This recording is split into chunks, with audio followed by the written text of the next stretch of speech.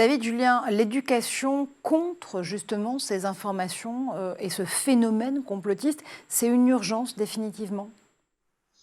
Oui, je pense que c'est vraiment un élément sur lequel il faudrait s'attaquer rapidement.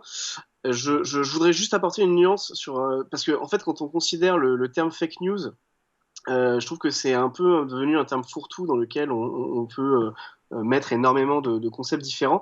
Une fake news pour, on va dire, un adulte de 50 ans, par exemple, ce sera pas la même chose que à mon sens, pour un ado.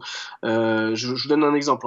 À mon sens, les personnes qui, on va dire, ont passé énormément de temps sur Facebook pendant le confinement, on appelle ça les boomers, hein, de manière un peu péjorative, ont été énormément confrontés à de la fake news venant de sites d'Infox, donc par exemple Réinformation Covid ou France Soir, qui est devenu un espèce de blog complotiste, qui se part des atours des médias, donc on a l'impression d'être sur un site légitime, mais on se retrouve avec de la fausse information, de la désinformation qui suit un agenda, on va dire, politique ou idéologique.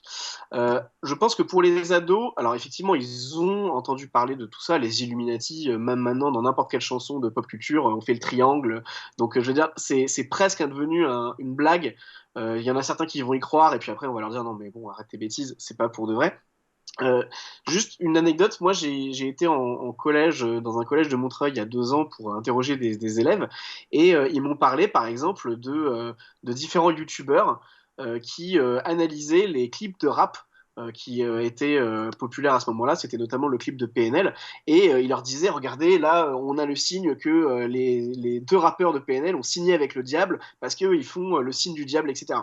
Et en fait, en fonction des populations avec lesquelles on va avoir affaire, là on était dans un collège de Montreuil, donc avec une population qui est relativement populaire, parfois quand même assez croyante, et ben en fait la croyance des djinns ou du diable, et ben c'est quelque chose qui est assez réel en fait chez les ados, ils y croient vraiment, et du coup ça tape à ce moment-là. Donc je dirais qu'ils sont pas forcément confrontés aux mêmes fake news entre guillemets, mais qu'en tout cas, ils sont dans un environnement où effectivement on peut leur balancer beaucoup de bêtises, mais ce sera toujours vraiment surtout à leur niveau. J'ai pas l'impression que ça se croise complètement. Je pense pas qu'ils soient extrêmement touchés par les vaccins et la 5G par exemple. Je pense qu'ils sont. Enfin, j'ai l'intuition que c'est pas, c'est un peu différent quoi.